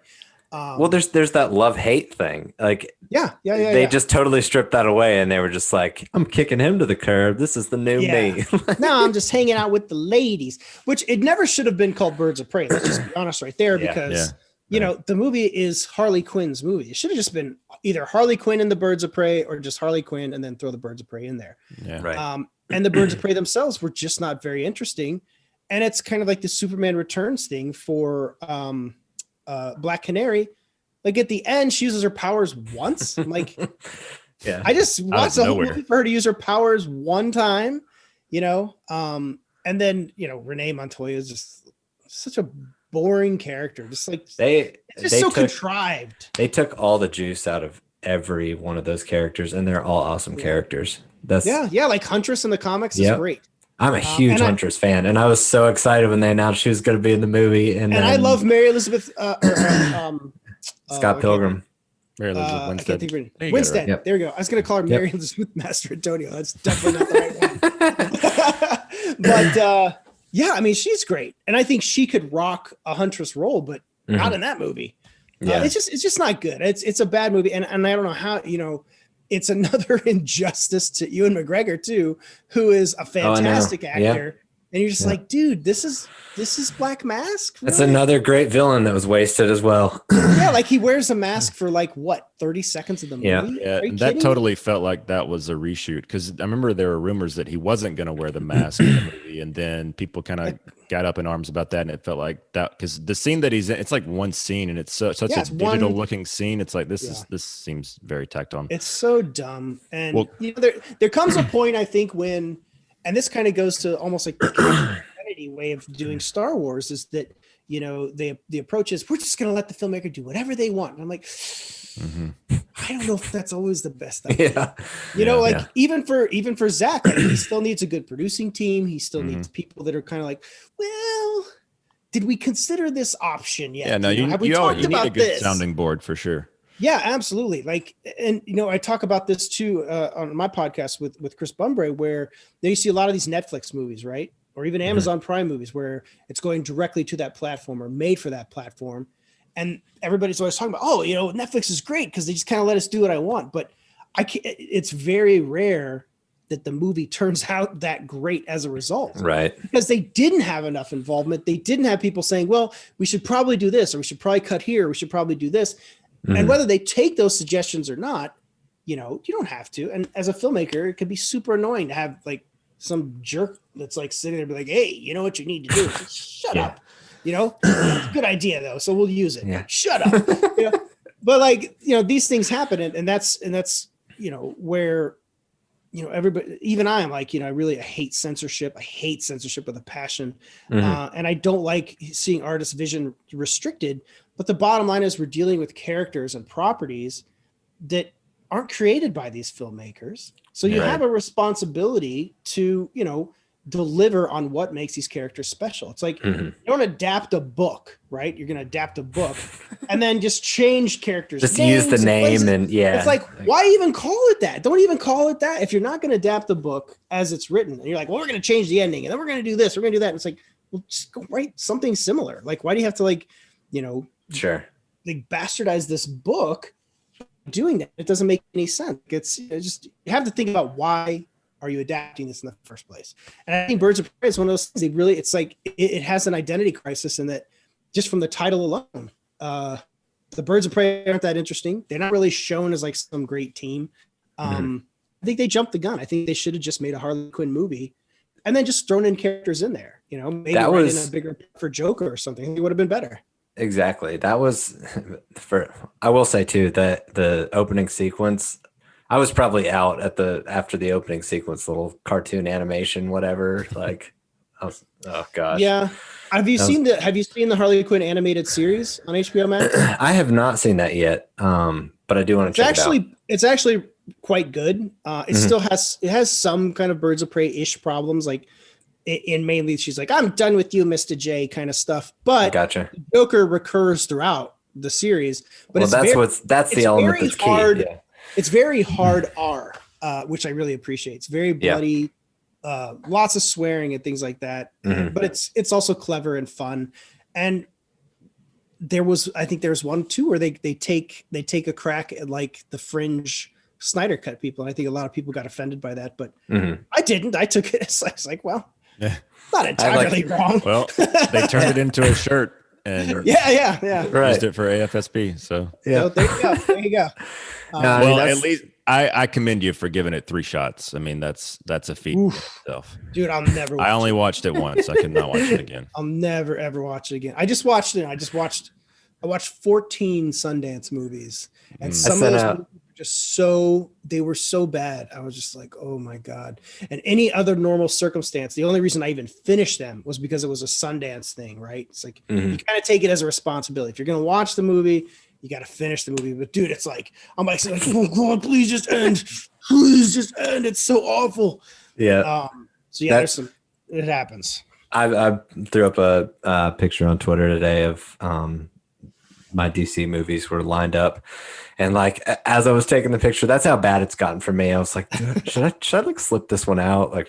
just pretend I don't own it, even though I'm a completionist. Like, don't even put it in there. Right. It's like still in the cellophane. That's the ultimate insult if it's still in the cellophane. Like, I did buy it. I told Brandon when I bought it, I stuck it in with all my movies, and I was like, God, the slipcover would be sparkly. Like, get a little gleam when you walk by. Twist the knife a little bit. Yeah. So Birds of Prey, and then most recently, Wonder Woman 84. Man, I was a huge Wonder Woman fan. The original Wonder Woman that Jenkins did. I think the original one is great. I loved it. And loved it. This was such a letdown for me. And thankfully, I kind of got the feeling as stuff was coming out, the promo materials and stuff, where they've got like Matrix floating from wires stuff going on. Like all the action sequences, you could tell were very different. Yeah.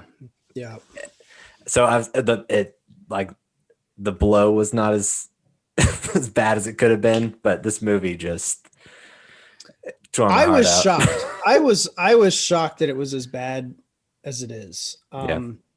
That's one that I visited the set, and I saw them filming. We were there when they were shooting the White House fight sequence, and we saw some of that being shot. We saw sets, we saw designs, we got a little peek at Cheetah, but we didn't see the full costume. I found out a bunch of other details. It was actually where the producer, Charles Roven, he let slip that Pedro Pascal's character was named Max. Gotcha. And he knew that saying that in a room full of nerds was the worst thing he could do, because I figured it out within minutes who he was playing. And I'm almost positive somebody from there freaking leaked that. It's probably how it got leaked. That's hilarious. Think about how leaks happen. It was probably one of the journalists in that room. It wasn't me. Right. But somebody did, because that's how it got out. But it was pretty funny. But ultimately, being on a set versus when you actually see the movie, the correlation means nothing. So you could be on a set and be like, wow, this looks amazing. Look at these. I mean, so much work goes into these movies. This is why I always appreciate how much work goes into a film. Like I did a commentary for Rise of Skywalker, which ended up being like a Mystery Science 3000 commentary, because I hate it. And I was just picking it apart. But at the same time, I also have to say in that, I always put in there, it's like, listen, I know that a lot of people worked really hard on this movie. Like people, like it's their job, it's their livelihood, and they have the same hopes that we have as fans. They're hoping that they're making something special. So at Wonder Woman 84, like I was at the Olympics scene, where they had all the stuff built, and I was like, wow, just like everybody else, I'm looking at the sets, I'm like, wow, this is crazy. You see Gal Gadot step out in her Wonder Woman costume on set, you're like, wow, it's amazing stuff. So of course you hope for the best, right? You're like, man, it seems like everything's good. We got Gal Gadot here. Here's what could go wrong. Here's Chris Pine with a fanny pack. I don't know what that is, but here he is. He's back. Patty Jenkins is right here. She's very excited about the movie. So we'll see. And then it's like the movie came out, and it was another one I watched twice. And I was like, that scene. I'll never. Where, speaking of the fanny pack, the Barbie doll Chris Pratt, man, pop a camera on a tripod. It just felt like everybody was sitting back on like couches just watching as Chris Pratt walked out, Chris Pine walked out in all these different outfits. I was like, come on. Well, and the biggest technical prowess.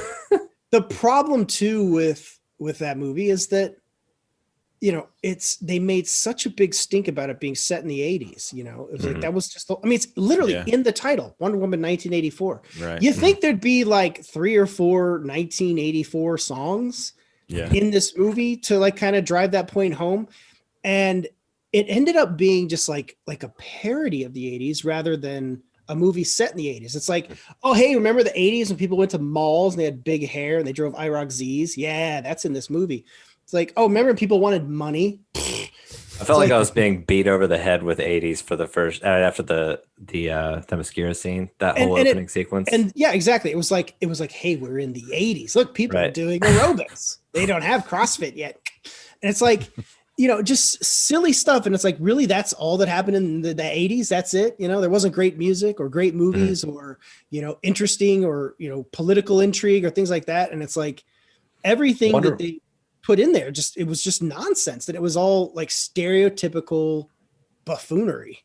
And Wonder Woman was so like era sensitive, and it like the plot was a part of the fact that it was the 80s, and it just felt like it's hard to believe, right, that Diana Prince would still be pining for Chris Pine, for so long. Why wouldn't she have moved on? She's a goddess, right? She knew him for what, 3 days? Yeah. And if you study mythology, do gods and goddesses seem like people that have trouble moving on? I mean, they are some conniving, ruthless, all loving characters that, they're boning all the time. Right. Like different people, different gods, different, dude, Zeus is like peppering, thinners all throughout the world. He just can't not jump down to earth and have sex with an earthly woman and then like, hey, just made another demigod. Whoops. I find it hard to believe that Wonder Woman wouldn't have moved on. It just doesn't make any sense. And it just all seems like everything stems like, well, she would wait because we want Chris Pine back. Like, well, that's not a good enough reason for a story. Yeah. And there were so many sequences in that film too, like where as you rewatch movies, you pick up on things more and more, like the seams of the movie. But the first time I was watching this movie, there were so many technical things where I was like, did nobody like catch this? Where like the thing that comes to mind first is there's a scene where Max Lord, they're in the, I guess, museum or wherever where Barbara works, and he's doing his life is good, but it could be better. And I think he starts out with the pointing, life is good, but it could be better. Yeah. And his hand position switches back to the original one as they change direction or change angles. And then also the scene where Chris Pine sees the watch that Diana's kept in her apartment. He he turns around from the window and he's like looking at like slightly upward, and then they change angles and the watch is like below his sight line. Like readily apparent. That. Yeah, I was already seeing from all the other problems, but you're obviously seeing even deeper into the issue. It was just stuff like that where I was like, come on, guys. Like, but those can be annoying, It's like, I mean, one here and there, but like, it's just, when you look at superhero movies, Star Wars movies, this was something I had commented about Rise of Skywalker before, which was that, this is like a $300 million movie with marketing and everything factored in. And the expectation that you would deliver a $300 million product should be implied. Mm-hmm. Like, you should have a better script. You should not have silly things. You should not, be debuting the Emperor's plans on Fortnite. Like, there's, things that should not be happening in a $300 million movie. Like, it should make sense. It should all, come together. It's like, they're like, but no, we'll look over here. There's a spaceship and there's lightsabers. Should be quiet. But these things, it's the same thing with Wonder Woman, where it's like, wait, what? So the Smithsonian, so I'm from Washington, D.C. I was born there and I've been to the Smithsonian a million times. I know they don't keep fuel jets in a hangar. Why would Diana, who worked in a totally different wing, have some kind of all-encompassing badge where she's able to go into a place that has these fictionalized fully fueled planes, and the security guard's like, "Hey, Diana, she comes here all the time just to look at the planes. It's fine." And not only does she go look at the plane, but they're like, "Yeah, we're gonna take the plane. We're just gonna take it." And of course, the plane show up once the plane is starting to take off. But the fact is, the plane is there. The World War I pilot suddenly knows how to fly one. Oh my gosh, yeah. I mean, have you ever seen like a World War? It's like they have like there's like a gear shift and like two dials. Like, that's it, man. But he's all like, oh yeah. I just figured this would happen. They can see us. I'll just make this thing invisible real quick. Yeah, and then like that whole thing's just like there's so many things just out of pure convenience, just gonna try to make this movie make sense. And they're like, well, crap, how are we going to work this invisible jet in there? Which is one of my questions I asked on the set. I remember Patty Jenkins, she's like, I cannot answer yes or no to that. So the yes answer to what this was this is how. And it was just so silly. She's like, I'm going to Mr. Miyagi this with my Amazonian powers. I'm going to make it disappear. And then it disappears and they fly, the whole sequence of them flying through the fireworks. And then they land in Egypt in like a cornfield, right? And then they flag down a truck. They jump over like all kinds of terrain in that sequence. They have no true guidance to find Max Lord, right? But somehow they just land in a cornfield in Egypt, and they happen to jump in a car that just happens to pass the military convoy with Max Lord. And there's where Diana's like, hey, that was Max Lord. Literally, like that's like the scene. Hey, that was Max Lord. We got to turn around. Look, really? You won't believe this. Egypt is the size of Royston. It is known. And then that sequence, which should be like a great, cool, like kick-ass sequence, is not. It's boring. You're watching it. It's cheesy. You're just kind of like trying to get into it. I'm trying to make this Raiders of the Lost Ark, but it's not happening. All of the awesome action of Wonder Woman, they totally. It's gone. Yeah, well, they had a different stunt coordinator, and you can tell. Like, oh yeah, they didn't have Damon Caro this time, and like I think they had a pretty green stunt coordinator. I can't remember who it is, but girl just floats everywhere. She just Well, and then like a ballerina, like rescues the kids at the end of that sequence, and you see her fall, and you can just see that it's like these dolls wrapped around her. Like when she falls down, the hands are unmoving that are wrapped around her. I was like laughing. And first off, like kids that live in these areas aren't stupid. I've been to Iraq and Afghanistan. They don't stay in the street when they see a military convoy coming. They get out of the street, but not these kids. They're like, no, just keep playing soccer, bro. It's good. They're going to move for us. Like they know. Common sense would dictate. Yeah. They live there. They know not to just be there and just like continue playing street. Like they know. Right. So it was just so silly. It was just so contrived. Like, oh, remember Wonder Woman saved those children. It was so great. And you wonder, like, I know you got to think it's Jeff Johns' footprint on what changed between the two films. I don't know if it's Johns. I mean, look, Zack Snyder's still a producer on Wonder Woman 84, and Zack Snyder, sure, like he went on, he went and has done press for Wonder Woman 84 and called it an amazing film. Or a great film with some, I don't think Zack really believes that, but I don't think he does either. I just feel like, I mean, this is just my opinion, but I think he said on somebody's channel that he had no involvement, but because he basically cast Gal, he is by default the producer for any movie that she's in. And so now that he's kind of back in the fold, it seems like he's just like, all right, I'll play ball, I'll promote this, he wants to be. And that's, I mean, just we've seen Zack Snyder's film or any of his films compared to Wonder Woman 84, and Zack's worst film is 1,000 times better than 84. Absolutely. It's just a fact. Well, I mean, it's not a fact, but it should be. It's a fact. In this circle right here. It should be science. But yeah, Wonder Woman 84 is a disaster. It's got we could do hours long podcast on how bad Wonder Woman 84 is. And if somebody likes it, somebody that's listening that likes it, hey, cool.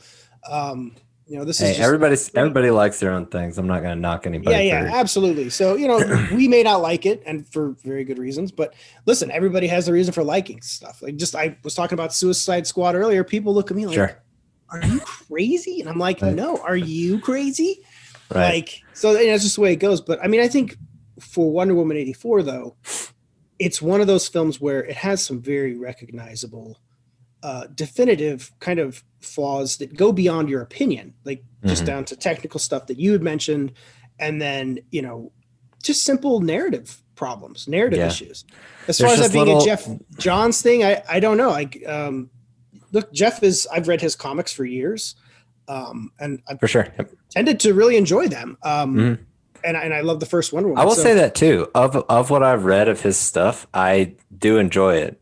And then Yeah, it's seeing and obviously I have no idea if this is true, but it seems like the narrative out there is his involvement in some of these films more recently is kind of what has, it's kind of his initiative to kind of change direction or whatever. So it's just kind of a weird, it's kind of a weird thing to know, knowing that I like his comics. It's a weird thing to kind of, I really don't know. Truth is, I've never spoken to Jeff Johns. I think we follow each other on Twitter, but I don't know if he's a Twitter. He just kind of watches. I think he doesn't really comment. Sure. He's busy right now. Yeah, he's definitely busy. He's got some allegations against him he needs to stay quiet about. So. Yeah, there's definitely, there's issues out there. Now, it just seems like, I'm pretty sure that he and Kevin Feige were like proteges of Richard Donner. And so Kevin Feige went on to be this great, Marvel film producer, obviously, and seemed like, they wanted Jeff Johns to do the same thing. They brought him in, kind of wanted him to do the same thing. And maybe he got a little too envious of what Kevin was doing on the other side of the pond and wanted to try and make an attempt to make something more. I don't think he is. I don't think he's the same caliber as Feige as far as a producer goes. The strength that Feige has is, it's many-fold. It's not even twofold. But for one thing, Feige understands what is important and what makes these things tick, and it's off the page. He's been quoted saying that numerous times, all the way back to his X-Men producing days. Yeah. Where people are in a writer's room trying to figure out and crack a story, and he just holds up a comic. He's like, guys, all the answers you need are right here. He's right. And I feel like he has really run with that ball. And he's, we've seen so many we've seen so many adaptations of comic storylines. Like, dude, I was a huge Winter Soldier fan before the Winter Soldier was ever in a movie. I was like, dude, Winter Soldier's awesome. Like back when Brubaker created him basically, or brought him back from the dead.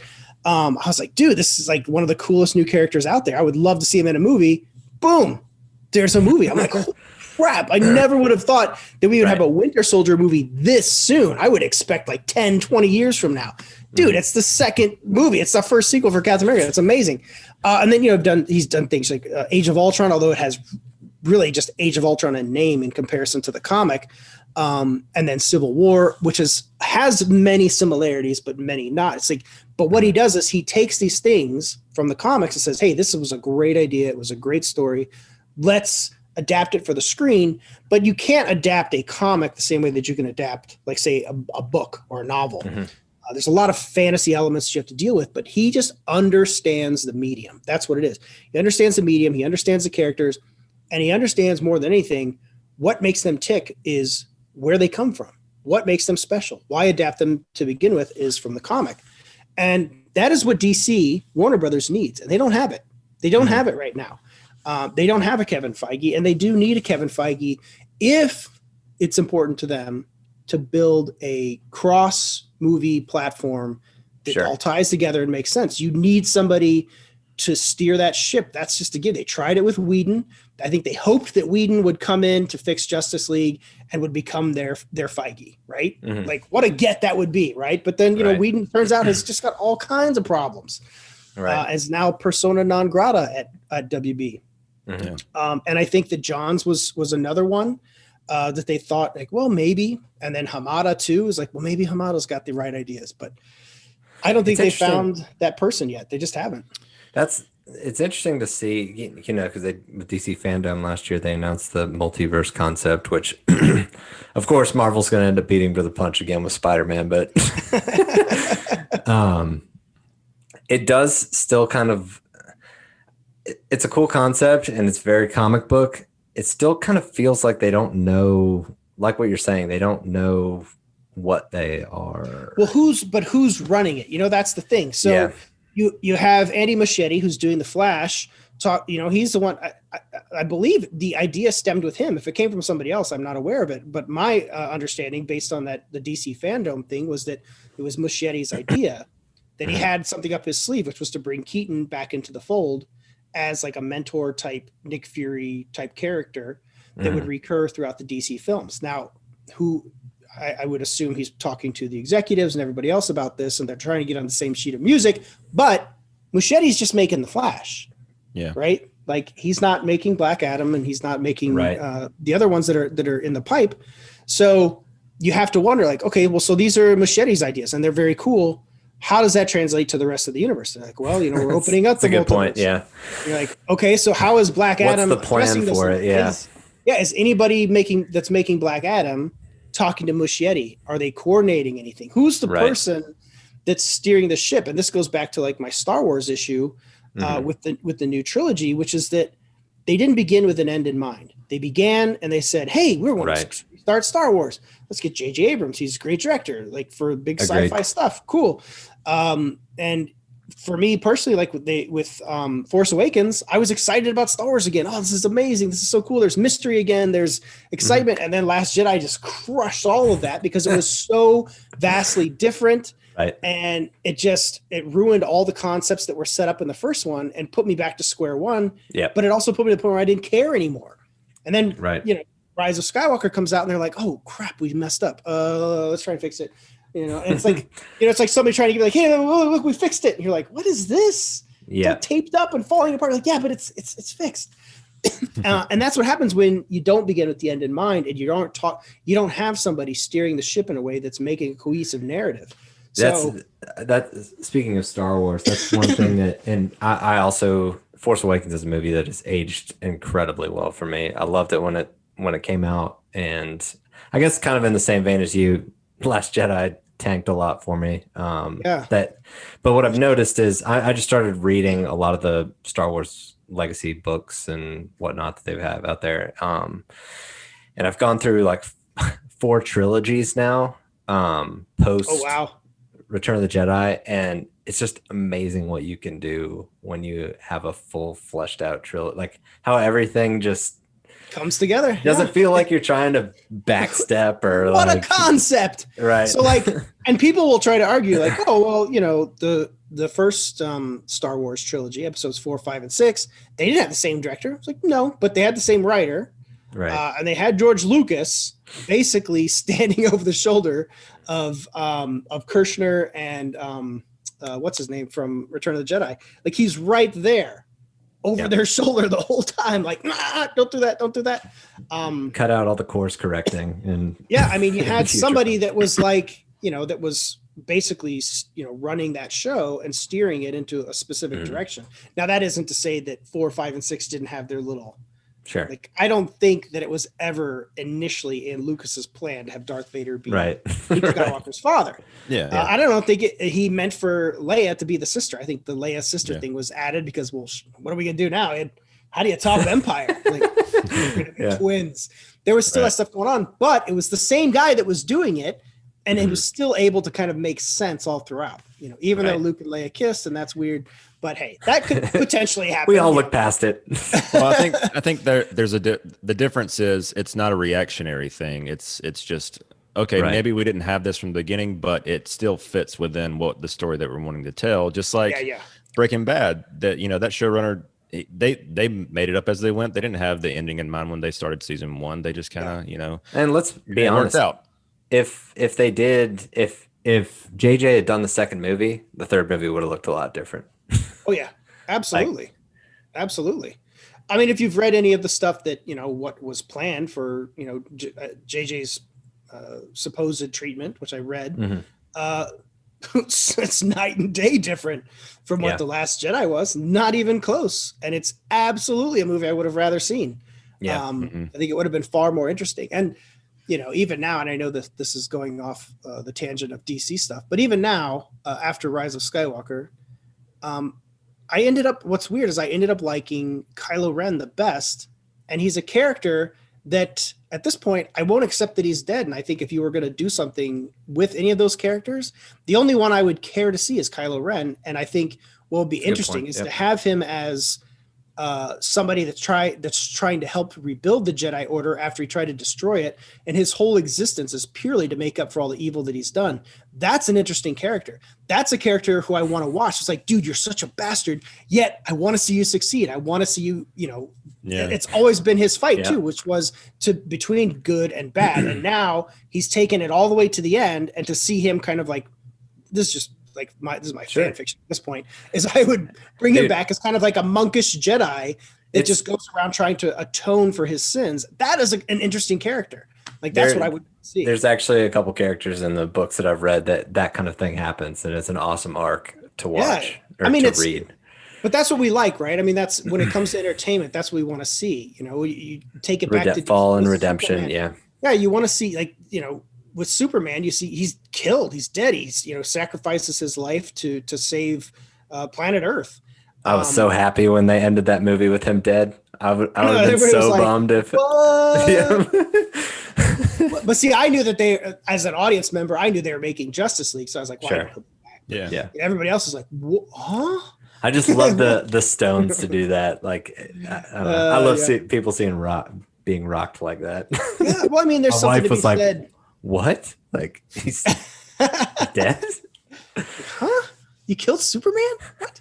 But I mean, that's, you know, that makes for a compelling thing. Like, that's what they did in the comics, you know? Yeah. Well, a lot of people, then you've got the people that complain that, oh, you killed Superman in the second movie. But it's like, well, yeah, I mean, that's true. But they're looking at this like, they're looking at this in the lens of like, well, Marvel movies built up to all these things. They took 5 movies to get here. It's like, well, according to Zack, he just wanted to tell this like limited, like at least only like a minimum of 5 movie arc. You know, it's like he didn't want to do this whole. He kind of got forced to like set up this other stuff that, you know, he may have not wanted to do. But and that's why they're like, well, you know, as far as like they criticize Man of Steel for, you know, all the destruction porn and that kind of stuff. It's like, but you know, you can't, like, he's not the Boy Scout yet. This is his first day being Superman. It's like, it's a different story. It may not be the one that you thought that you were getting or you wanted. It's like, but judge it on what it's trying to do instead of what you know, prefer to do or whatever. But that's and they treat his death as kind of like, oh, that's something that should have happened later on. Like, you got to earn his death. But like, I think when people see Justice League come out and you see Darkseid, or his Zack Snyder's Justice League come out and you see Darkseid, and you're like, oh, okay, this is where, you know, this is where it was ultimately getting to. And that's, you know, I think everybody will appreciate that. I think if I have an issue with the direction they took post Man of Steel, I think that BVS was a movie too soon. It should have been Man of Steel and then a Batman movie, solo Batman film that set up that character, and then done BVS. If I have any qualms about that process, that's what I think. I think that Batman should have been firmly set up in his own film. And Brandon's like, more Batfleck. I know Brandon's going to be happy, but you know, whether it be Zack Snyder or somebody else, but really Zack Snyder, if he done a Batman film first and then gone on to BVS, I think that would have been a great way to actually put those movies together. And it could have actually been a trilogy that ended with BVS and then left us with a stinger leading into Justice League. It would give Zack a little break, a little time to take off and like kind of think about that, because he's already got Superman, he's got Batman, and he's got BVS. Assuming those all did well, and let's be honest, I mean, BVS did well. Like, financially, we did great. Expectations, but in terms, it's all about critical reception as far as that goes. I can tell you 100% studios, they pour over those Rotten Tomato percentages. And dude, when I go into Rotten Tomatoes, like I happen to do every 6 months, and see BVS is 27% or whatever, it floors me. I'm like, how did this happen? I mean, there's just there's some serious inconsistencies in that rating system. But studios really do live and die by those Rotten Tomato scores. They really, really do. It's interesting. Because it makes such a huge difference in your average audience perception of a film. Yeah. So you guys may know the difference and, you know, how to really look at those numbers, but your average moviegoer that goes to the movies maybe once a month they're like, should we see, what is this movie called? Like, they look it up. And they're like, oh, it's got like a negative. I don't think we should see it. Like, look for one with like the red. Like, it really breaks down to that simplicity. Right. And you can't fault people for that, you know? Because like when I go to buy a car, or keep it even simple, I go to buy a new candle at the store. I need a new candle for my house. I'll sit there like, well, what's the best candle to buy? I'm like, that one smells good. Cool. We'll go with that one. Like, I don't get that worked up about it, but you may have like candle connoisseurs like, no. If you don't buy Yankee, you're buying crap. And this one is soy and this stuff. Like, I don't care. Does it smell good? Like, that's what I care about, you know? So that's how your average moviegoer, they're looking at these movies. So it's a very simple process. They go to Rotten Tomatoes and they're like, oh, it's a bad movie. It says it right there because it's green and I know percentages. And at 43%. Birds of Prey, 78%. I guess we see that Birds of Prey. Rated R. It sets the tone. Even if it's like, so if you bought tickets for a movie pre-sale, you know, you already got your tickets, you're already going to see it. You see the Rotten Tomatoes score is like 30%. You're like, a lot of people go ahead and get in the mental, oh, this is going to suck. And you're just looking for the negative aspects instead of just like, if you hadn't known what the group, you know, thought of the movie, you go into it, you might actually enjoy it. But if you're already kind of predisposition to think this is going to be bad, it's like you're on the foot already. Well, you're looking for absolutely the scenes at that point. Yeah. I mean, you can absolutely be affected by that. And, you know, this day and age, it's a situation where you could already be seated for the movie and you still haven't looked it up. And then you just happen to go on Rotten Tomatoes sitting in that theater. And you're like, oh man, this movie's going to suck, bro. You see this? Well, I've got Rotten Tomatoes and Fresh and all these keywords blocked on Twitter, just so I try to avoid it as much as possible because I just don't want to know. I don't want to know what people think. I want to see it, and I'm sure you are as well. I want to see it and then make my own decision and not have it flavored in any way before, and then kind of see what people think after the fact. Absolutely, it's very difficult. It's one of those things you hear people complain about spoilers. I just think it's the most obnoxious complaint ever. If you're on Twitter, especially film Twitter, what are you doing? About spoilers. Why are you here? Like, it's on you. And I understand that. Dude, I used to run one of the biggest movie news sites. I know what it's like to try and avoid spoilers, and it can be done. You know, even as editor-in-chief of Joe Blow, I could avoid spoilers. So if I can do it, you can do it too. And if people are talking spoilers on Twitter and you claim, oh, I've been ruined, it's like, that's on you. Stay off Twitter, dummy. Or, you know, as you know, you not can rocket science. You can block keywords too, like whatever you want to do, but there's ways it can be done and you just have to do it. You just have to have the stones to do it. And nobody, it really is your responsibility to protect yourself from spoilers. Well, I do know how to do it. I do that. Listen to The Beard and the Bald. Anytime you guys talking about a movie I haven't seen, I just start skipping ahead. That's good. I don't want you or Chris to say something that I'm like, oh, I didn't want to know that. You know? Yeah, and Chris is way more. He's way more strict on the spoilers. But he's strict on the spoilers when he hasn't seen it. If he's seen it, he doesn't care. He don't care, right? Oh, Chrissy. Oh, so fun. But yeah, we do try to give spoiler reviews because I don't, you know, I respect that. Like, if you don't want to know, it's like, dude, at least tell us. Like, just give it. Yeah. That's why you put spoilers in a headline or you just put it out there. It's like, hey, spoilers. Right. But I've seen people like lose their minds over stuff. They're like, what was it? It's like recently I said something about the ending of Glass. And I was like, oh yeah, you get to see Bruce Willis dive by a puddle. Yeah. And somebody was like, oh, spoilers. I'm like, are you kidding me? It's like, came out a year ago, bro. Yeah, I know. Like, what's the statute of limitations? You know, Vader's Luke's father. Yeah, right. Like, come on, give me a break here. You know, there's got to be. There's a point. It's like if I just saw the movie, or like let's say I saw a press screening and I came out and I told you something like that. That'd be a pretty dick move. Okay, I get that. Still your responsibility to avoid it, but there you go. It's, you know, it still happens. But ultimately, you know, after about a week, I think like especially of a big movie, right? Like say Wonder Woman 84. I think a week is more than enough time to avoid spoilers. And if you haven't seen the movie within a week, you're probably not really that big of a movie fan anyways. That's like, true. You're full of it.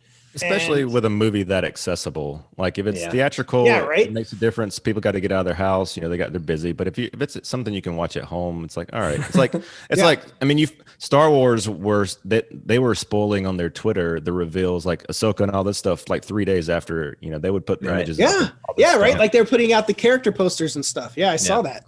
So, I remember Chris was like, "Don't tell me what happens," and then like, there's the Ahsoka poster. I'm like, well, right. There it is. Too late. Don't log into Twitter. 3 days. Well, look, man, we really appreciate you coming on, and we know we went way over time. I know. I tend to get long-winded, so it's probably not my fault.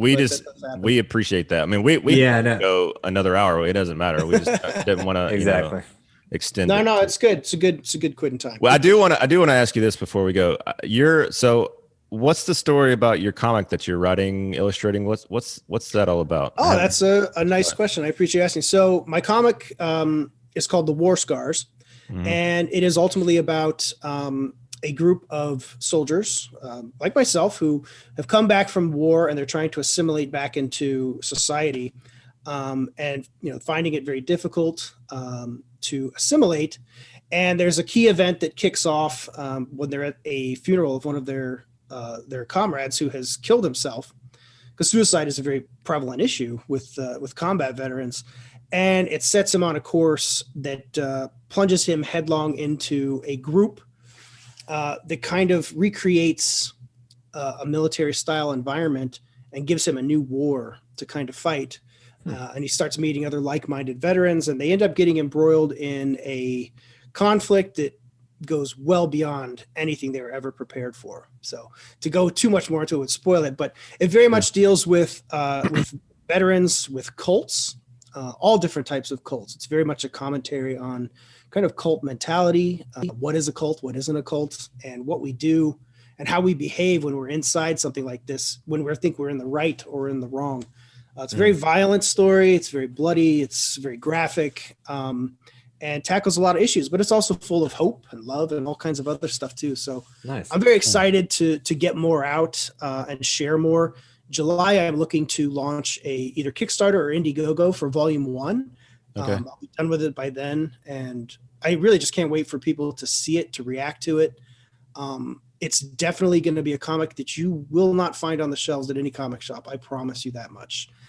There's not many people that have actually been to combat and been to war that are writing comics and kind of giving that real world perspective, also set within a fictional story. And it's also meant to be exciting too. Like, it's a comic book. I still I want that to be interesting, but it's very much an ode to the old black and white comics I grew up with, like The Crow. It's very much an ode to J.O. Barr's The Crow, and some of the early Joe Michael Linsner stuff.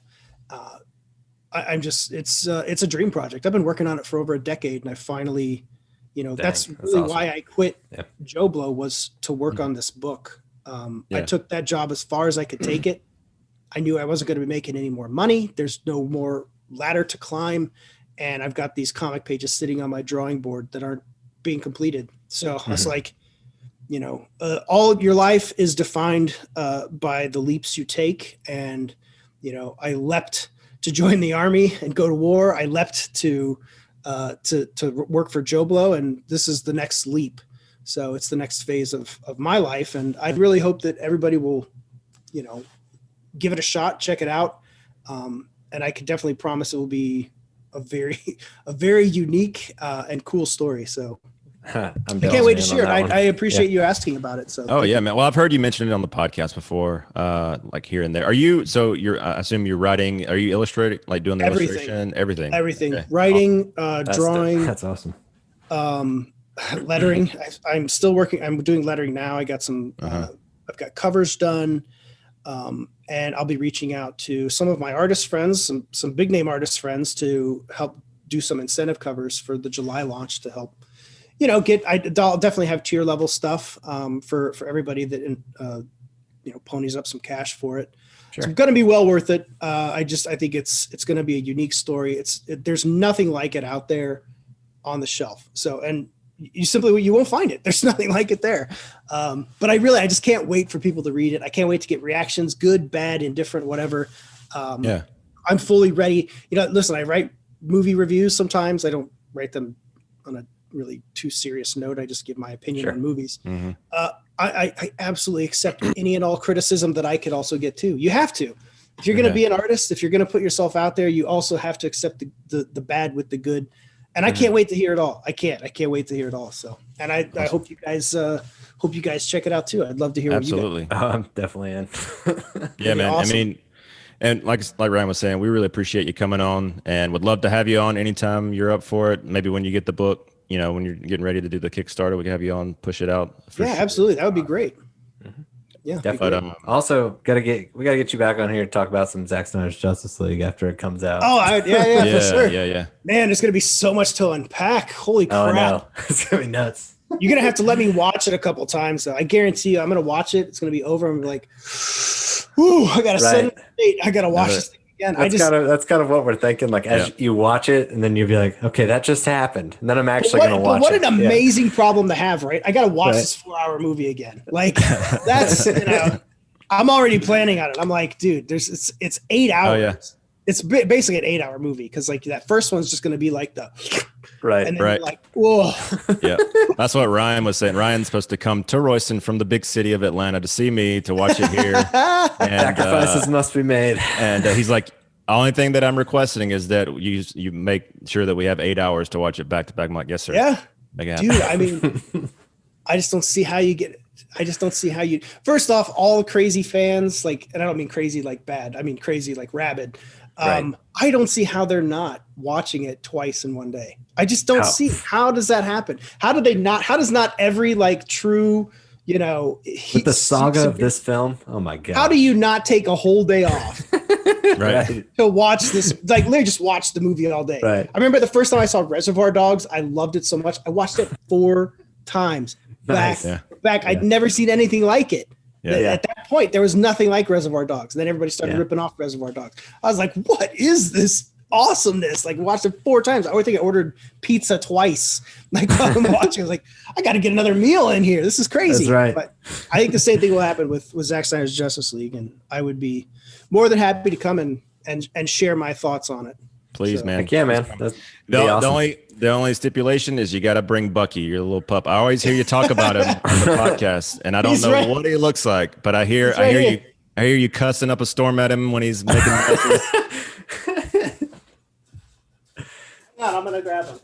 Hey, dogs are great for metrics. It's proven. Hey, come here. I had to put him in his kennel because he gets a little crazy. Come here, boy. Yeah. Come here, Stinky. Oh yeah. Oh, here we go. Is. Nice. Hi. Say hi. Nice. Say Bucky. Zack Snyder too. The big screen. Yeah. Zack Snyder's is my favorite directors. Well, I know that you're a big Winter Soldier fan. I've heard you say that many times. So. Oh yeah, makes sense. Yeah.